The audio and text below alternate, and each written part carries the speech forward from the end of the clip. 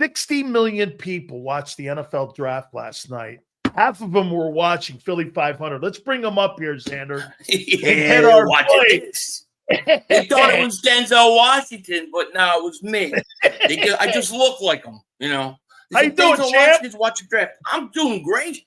How could I not be after what the Eagles did last night? I thought it was a tremendous draft for us. I really did. Surprising too, you know, in a lot of ways. How about this? I mean, everyone thought that kid would be probably a top 15 pick. I have him here. This is where I'm going to play him. And I love what they said last night in the press conference. Don't label him a linebacker. So here's your defense as of right now.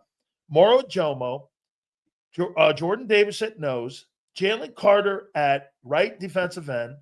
I've got Nolan Smith at the weak side linebacker because of his size. Got Nakobe at the right inside linebacker. I got Zach Bond as the left inside linebacker. I got Jihaad Campbell as your strong side linebacker. I've got Q at the corner. I think you got an open at safety. Free safety is Reed. I think you got an open at corner. You can address this tonight and tomorrow. And you got Cooper DeJean in your nickel. Really, the only areas you have to address would be really safety and right corner, correct? Yeah, if you want to get immediate help and possibly an immediate starter, I think those are the two positions. I'm hoping that they trade up and do just as you said. But I like how that sounds. I think that sounds about right. It was interesting because I never thought they would draft this guy. First of all, I didn't think he would be there. But secondly, you know, when do the Eagles ever draft linebackers? But then when you listen to how we talk and how they want to use them, you know, you realize, man, it almost makes you feel like it's the way, you know, Micah Parsons came out, right? Nobody knew he was kind of like a pass rusher, but I think they want to use him in that way. I think they could develop him into a pass rusher, which to me is very interesting, you know. And also it does remind me a little bit of Cooper DeJean, because we talked about Cooper DeJean being a weapon, right? And we're talking about how much you pay him. Well, I think the same thing with this kid. You can use him in multiple areas, multiple ways. And man, I never seen Vic Fangio smile so much than when they showed him in that draft room after that pick. How much of an influence do you think Vic had on this pick? I think probably a lot. I mean, he probably said something to Howie. I mean, Howie said they had him at top 10 pick. He was a top 10 on their board, you know, and that's all I ever ask is that you be true to your board. Take the best player on your board. And if you were trying to literally go up and get him at 22, 23, whatever, and you got him at 31, I mean, it's a steal. But I think Vic played a big part of it. How about this, man? Don't you – one of the things that I loved about the transparency last night by Howie Roseman was he said this. He goes, this is a very unexpected pick. Don't you agree that they probably didn't know where they were going until around pick 20? Before they got an opportunity, because there were probably other guys like Malachi or Walter Nolan that they were kind of hoping that would get down there in the draft. Yeah. But don't you think it took them around 20? That's when he started zeroing in, because the word last night that was thrown around was versatility. And if there's one guy that was on the board last night that reeks of versatility, it's this kid, like you said. Yeah. Yeah, I think so. I mean, I don't think they thought he was going to be there either. There was nothing to me to tell me that he was going to be around. Everything I saw, he was gone like between 14 and 19. So you have to wait till you get far enough where, you know, you can absolutely, you know, trade up for a pick. And then they started trying to move up. And I thought they were trying to move up for Malachi Stark. So I'm not going to lie, because we heard reports before the draft that they liked him a lot. I never thought it would be this kid. And I'm glad it is. I thought it was a steal of the first round. What do you do tonight? Corner or safety? So if I had my choice, I'd go safety. I would trade up immediately early in the second round and try to get myself a safety. But I can live with corner if he could start right away. But to me, you have a giant hole at safety. Like, some people don't like Ringo. I get it. I'm a little higher on Ringo than I am Sidney Brown. So I think with Ringo and then with the kid Adoree Jackson you brought in, I feel like you could wait a little bit, not long, but a little bit. But safety, you got a lot of good safeties still out there that I think could start this year. So I want to trade up for safety. What do you think is more of a priority tonight, edge or DT? Defensive tackle. I think with the way they're going to use Campbell, I think defensive tackle is more of a need now, because I think you've got enough edge rushers to get out, for next year at least. I think defensive tackle, and I would take a tackle. I would probably go defensive back second round. Third round, I'd probably go either defensive back again or defensive tackle. But I'm going defensive tackle within the next few picks. What's a priority also tonight? Tight end or linebacker? I think tight end. I mean, everything we're hearing, Goddard's not going to be around, and because of the stupidity of the Dallas Cowboys, maybe that's one less trade partner the Eagles have now, because the Colts wind up getting Warren. So maybe it'll work out in the end, but I still think you need a tight end. I do. So I would say tight end. If I had to guess. What did you make of the Cowboys pick getting Tyler Booker?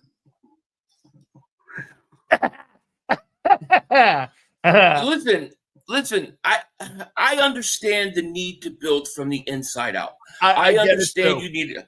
I understand the philosophy, but at some point when you have a 31-year-old quarterback and you're on the clock to win the whole thing, okay, you've got to get him some. You got to get some weapons. Look, they're going to need the block for 7-8 seconds because nobody's going to be open to throw the ball to. Where's he going to go with the ball? Tyler Warren was one of the few blue chip players in this draft. You have a chance to get him. You imagine if Dallas took him. Now you plug him in on that offense right away. Here's a weapon. Here's an outlet for Dak. Guy can block also. And he's got, now you got something. Like, that would have immediately affected that team and that offense. And they blew it. And I love it. Hey, may I read you something here? And I want to get your take on this. So Okay. Here's President Trump. What is wrong with NFL owners? Are you stupid? Deion Sanders was a great college football player and was even greater in the NFL. He's also a very good coach. Streetwise, smart. Therefore, Shador, his quarterback son, has phenomenal genes and is all set for your greatness. He should be picked immediately by a team that wants to win. Good luck, Shador, and say hello to your wonderful father. I mean, I give it to him. He sticks up for his friends. What can I say? Because I know that he has a friendship with Deion. I've heard Deion talk about it before. So what are you going to do? Hey, what'd you make of him falling like that? I don't know, man. I still don't know what to make of it because I'm really not sure. Like, okay, you fall out of the top 10 or whatever, but man, I thought Pittsburgh was going to snag him. And I was a little bit surprised that they didn't. Then the Giants come back and trade up and they take Dart. So I don't know, like it really had to go bad, the interviews and stuff, for this kid to drop because I think he's talented. I think he's got talent, but for whatever reason, I don't even know how far he's going to fall. Will he fall out of the second round? Or will he go in the second round? But let me ask you something. Jalen Hurts was a second round pick. I mean, the thing is not. I mean, this is not going to define it. So I mean, the media to me, I mean, like Tom Brady went in the 6th round. I mean, this is not the end story here. So I mean, because he doesn't go in the 1st round, and I'm not saying you're saying that either. But him going in another round. I mean, okay, so you go to a better situation because you go in the 2nd round. I don't know. Maybe what this does, you're going to get defined, and maybe what you do is you shut all the naysayers up. But I don't think people talking shit on him stopped him from going into the first round. I mean, Right. that's what the media is trying to say here. I don't think he showed any intangibles where he was. And I'm with you. I don't think he's a bad player. I think he's going to get drafted here. But let me say this. Let me ask you this. Would you rather draft Sanders or would you rather draft Will Howard? I'll take Sanders. Okay. Well, I'm going to use the Philly.500 mentality. Will Howard wins. Okay, that's fair enough. Yeah, well, you always want to go with the winner, I guess. But in the draft, somewhat you want to project, what a guy could be. Also, right? There's a bit of a projection there.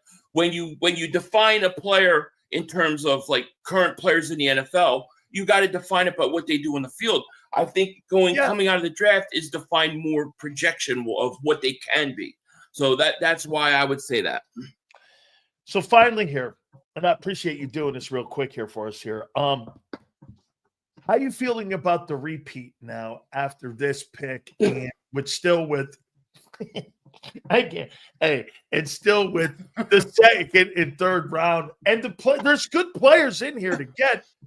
Dude, between you and Sander, this is going to be obnoxious here. I can already repeat's already underway, my friend. It was before the draft. All right, it was already there.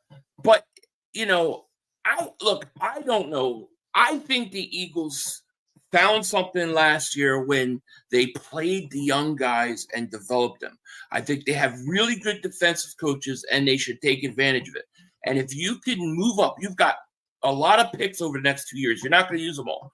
I say spend some draft capital, go up early in the draft, get a starter. Whether look, you want to get Amanwari, you don't like him, you like the kid out of Texas, Makumba. I think either of those guys could come in and compete to start right away at safety. But stick with the philosophy of building with the young guys. I much rather see that than get Justin Simmons in here, 31-year-old safety. I want to go young. And I think safety, to me, is the spot where you can get somebody right away that can play. And that's what I would like to see him do. Also, I do think this team is going to make a trade for a veteran player at some point. I expect that to happen. Now, there's been rumors about Jalen Ramsey, and we've heard, it might be interested in Jalen Ramsey. I don't understand that because Jalen Ramsey basically ran Vic Fangio out of town, was one of the guys. So I don't know how much I believe that rumor, but I do think that there's room to make a trade to get up. I think there's a trade to get a veteran player. And by the time this team comes out of this draft, we should be sitting pretty. That's all I'd say. To your point, would you rather have Justin Simmons in the safety, or would you rather? And Zaner said something interesting to me. What saved Darius Slay's career, in my opinion, was coming to his own defense instead of playing man in Detroit, which he wasn't very good at. I mean, Jalen Ramsey, older in his, he's 31. You put him back there in a zone. I don't know, Philly. I mean, now look, I'm not paying $20 million for that for a center fielder, or $15 million for a center fielder to do that. However, it's an easier position to play. Or do you go Simmons at $6 million and drop him? Because think about this. Look at where you are now with the Eagles here. 25 years old, Ojomo. 25 years old, Davis. 23 years old, Carter. 24 years old, Smith. Vaughn's older. Dean's 25. Mitchell's 22. McCollum's a young kid. Blankenship's 28. Keely Ringo's a young kid. Cooper's a young guy. Man, you got a lot of young dudes on that defense with no veteran leadership. Would you rather have the leadership at corner or safety? Well, if I had to choose which one to get, I would rather get the cornerback. I'd rather have the veteran corner. Although I don't know if it's Ramsey, only because of the issues he had with Vic Fangio in Miami. I worry about that. But I would say that I would probably want the veteran at corner over safety. I'd rather go young safety. I also believe that this team just won a world championship. What is Justin Simmons going to teach them? I don't know. Justin Simmons doesn't appeal to me. I want a young safety back there. So I would much rather get the veteran corner if that's Ramsey or somebody else. But Ramsey was the guy that complained about how he was used by Vic Fangio. So are you not going to create the same problem in Philly if he comes? It's still an easier fit, though, don't you think? It's still an easier fit because he's played in what, and Vic knows what. You know what I'm saying? I mean, but I'm with you. I'd rather have the corner. I'd rather have the corner. Or do you move Cooper out there? No, I'm not touching. I'm not touching him this year. I'm letting him stay in the same position this year. I'm a little higher on Ringo. Like I feel like if you have to go with Ringo and Adoree Jackson, I think you'll be able to manage that and you'll be okay at the end of the day. But if you could upgrade it, definitely. Now, if you want to go, like, let's say Amos in the second round, you want to get a corner that will start, I'm okay with that too. Like, what I want out of this second round is I want a guy that can come in and play, like, right away. That's what I want. Somebody that's going to compete to play right away. And I think the best shot you have at that is at corner or at safety. And that's why I would do it. Now, I do think Justin Simmons is coming to Philly. Like, I think that's like 85% chance happening. I mean, from everything, he sounds like he knows it's going to happen. Even if you draft a safety, maybe you bring him in for that veteran leadership. But I don't want to hang my hat on a 31-year-old safety. I don't want to go that route anymore. I want to continue to do what I did last year. Trade up, get a guy, and play him. That's what I want. Are you ready for my last stupid prediction for the Cowboys? Yes, Cowboys draft Shedeur Sanders in the second round. Oh, please. You don't know. I was praying for that. That's what I wanted all along. Like, I wanted them to take him. You know, I had Mark's camera. I had it all ready to go to his feet when he melts down, you know. But they didn't take him. I would love for them to take Shedeur. Now, I don't know if you saw Mark, but he thought they were getting Tyler Warren. He had his shot glass, and he was holding it up. And they announced, you know, and with the 12th pick of the draft, the Cowboys take Tyler. And he starts to celebrate as a Booker. And you should have seen his face. He was so pissed. And you saw he was so upset. And then what happens after that? Well, with a Cowboy fan, it's always the delusion sets in. So then within 10 minutes, it goes from you can tell he's visibly disappointment to Hall of Famer. Hall of Fame pick in 10 minutes. It was ridiculous, dude. They're ridiculous, but they're stupid. I think they made a big mistake last night. Oh, hey, listen, here's what I would have did. I would have traded down, got a guy down there at offensive line, traded back in like the Giants did, getting back in the draft, and then I would have gone and got myself Tyler Warren, and I would have had that guy at least as another weapon in the building in there. Even another wide receiver made sense. Well, I mean, they got Ferguson, right? So you got Warren. You would have you could use two tight end sets and stuff like that. I mean, to me, that was the move right there. That fell right in their lap, a blue chip player, and they just passed up on it. And now what do they got? Okay, they got a guard. They got a rookie guard. Oh, I'm not scared of your rookie guard against my defensive line. Okay, I'm not. But who are you going to throw to? They better be able to hold the block for about 8 seconds because Dak's going to have to wait for somebody to get open. Tyler Booker's going to be lining up against Jalen Carter. Hey. Yeah, have fun.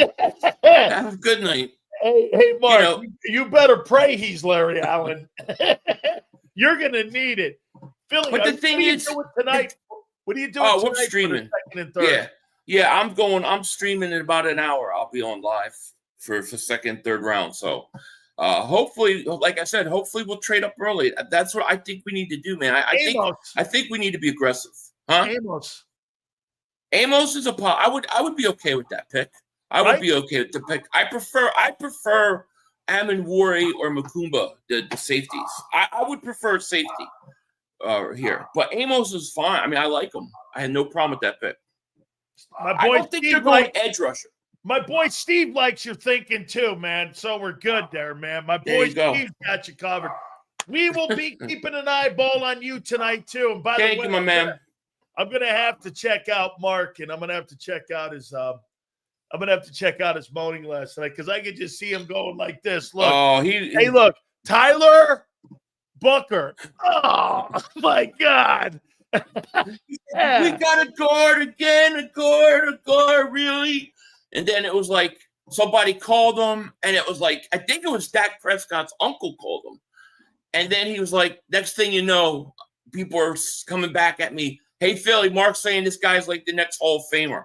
I was like, oh, no. There we go. That's hilarious. Philly, we appreciate you jumping on with us, man. Thank you so much, brother. Thank you, my man.